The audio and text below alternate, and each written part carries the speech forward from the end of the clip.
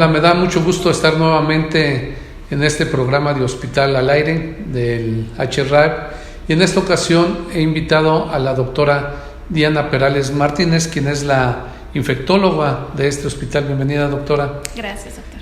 Y es que vamos a tratar un tema muy importante, un problema de salud pública que tiene que ver con la resistencia a los antimicrobianos. Entonces, la primera pregunta, doctora, sería: ¿qué es la resistencia a los antimicrobianos? Muy bien, pues la resistencia a los antimicrobianos es aquellos pacientes o aquellas personas que tienen una infección en la cual los antibióticos no tienen un efecto.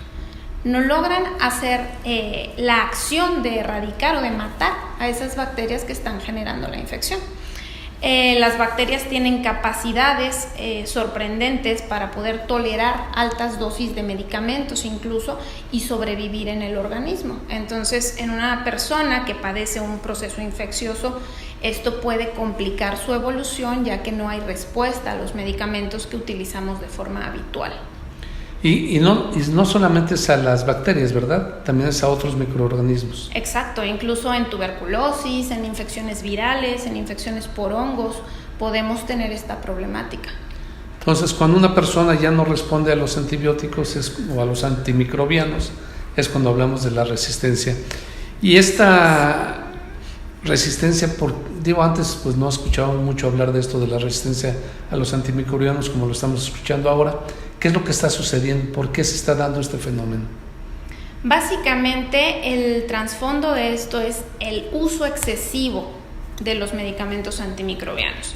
Actualmente hay un abuso en el consumo de este grupo de medicamentos, tanto en la comunidad como en los hospitales, incluso en otros rubros importantes como ganadería, agricultura, y este fenómeno de consumir tantos medicamentos con estas acciones nos ha llevado a que los microorganismos busquen defenderse del medicamento. ¿Y qué tiene que ver la agricultura y la ganadería con que las personas tengamos o podamos tener la resistencia a los antimicrobianos?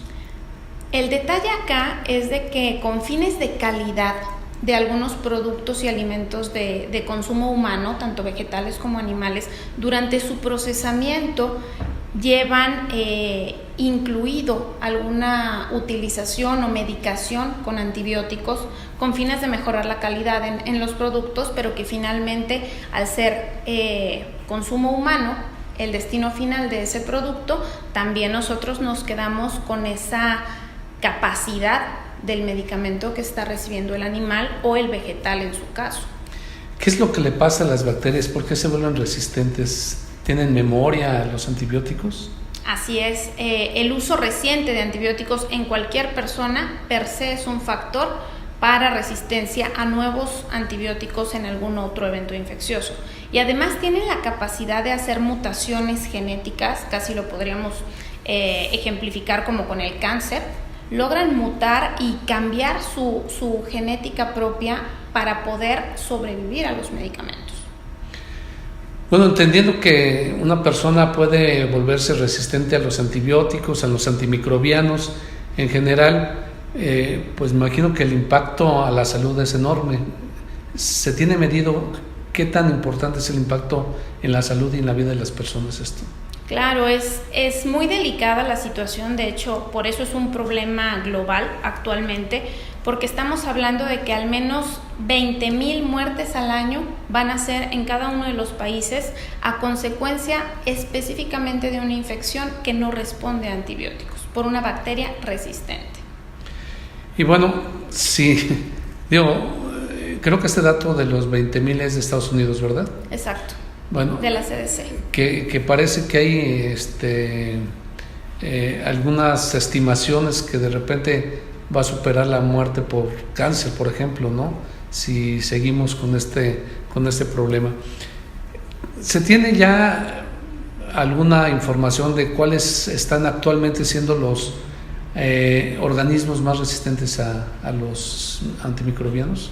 Claro, este problema lo vemos más en las instituciones de salud o en los pacientes que tienen necesidad de alguna atención de salud de manera intermitente. Dígase hospitalizados o incluso aquellos que pueden acudir a clínicas para hemodiálisis, para quimioterapia, para algunos medicamentos por enfermedades crónicas. Y en las instituciones tenemos en México mucho más problema con lo que llamamos bacterias gram negativas o bacilos gram negativos, que tienen una capacidad de virulencia alta y que son los que actualmente nos tienen en esta problemática en nuestro país. Principalmente podría mencionarle algunas enterobacterias como Escherichia coli, como Klebsiella, y algunos otros microorganismos como Pseudomonas o Acinetobacter, que son propios muchas veces de las infecciones adquiridas en las instituciones. Bueno, pues yo creo que si el problema está en el abuso del uso de medicamentos, se está abusando en la prescripción, ¿qué recomendaciones se podrían estar dando o se les tendría que estar dando a todos los médicos para el uso racional de antimicrobianos?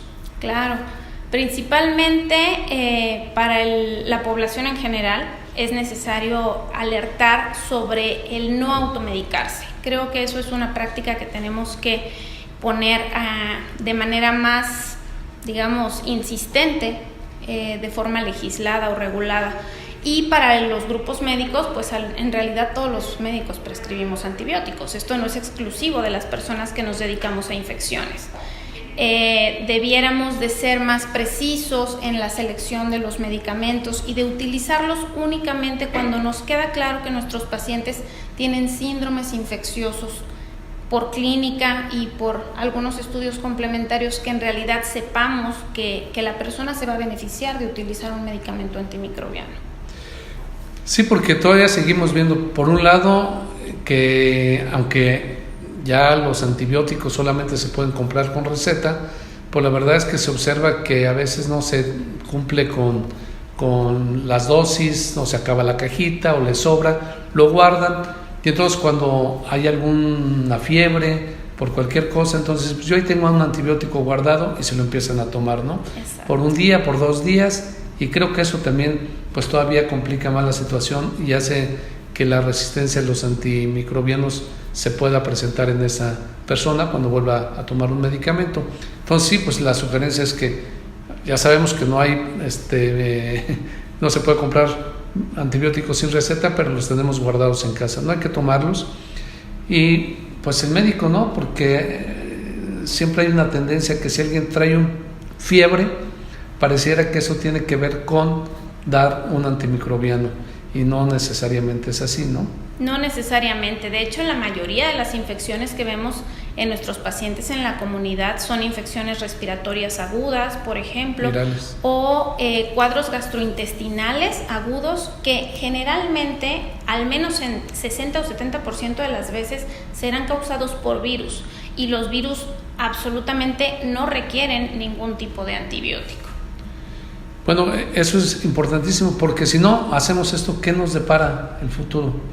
Pues las estimaciones son bastante preocupantes, doctor. El detalle es que la CDC en Estados Unidos ha estimado que para el 2050 10 millones de personas van a morir cada año por infecciones resistentes a antibióticos. Además de que esto se limita también en cuestiones económicas. Para nuestro país es algo importante, ya que los muy pocos antibióticos que se pudieran tener para opciones terapéuticas a este nivel son sumamente costosos y no están disponibles de forma rutinaria en las farmacias o en las instituciones. Entonces, el problema es muy grave, por eso mencionaba al inicio, es un problema de salud pública. La resistencia a los antimicrobianos genera muertes, evita que las personas se puedan curar de su enfermedad.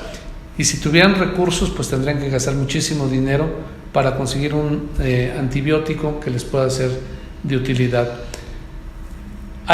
Recientemente la Secretaría de Salud Federal emitió una estrategia nacional contra la resistencia, de acción contra la resistencia a antimicrobianos. ¿Qué puntos en general destaca esta estrategia, doctora?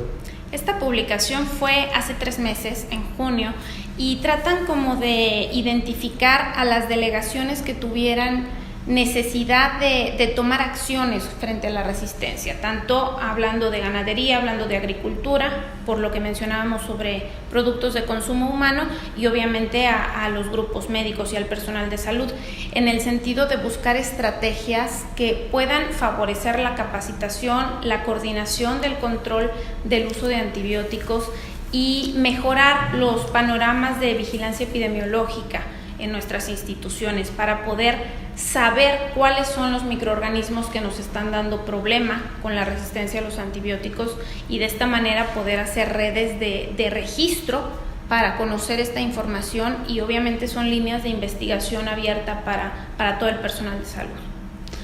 Muy bien, y bueno, yo creo que otra vez estamos abordando un tema desde la parte final, pero yo creo que pues, la principal recomendación es pues hacer lo que necesitamos hacer en materia de prevención, de cuidado, de higiene, para no adquirir una infección.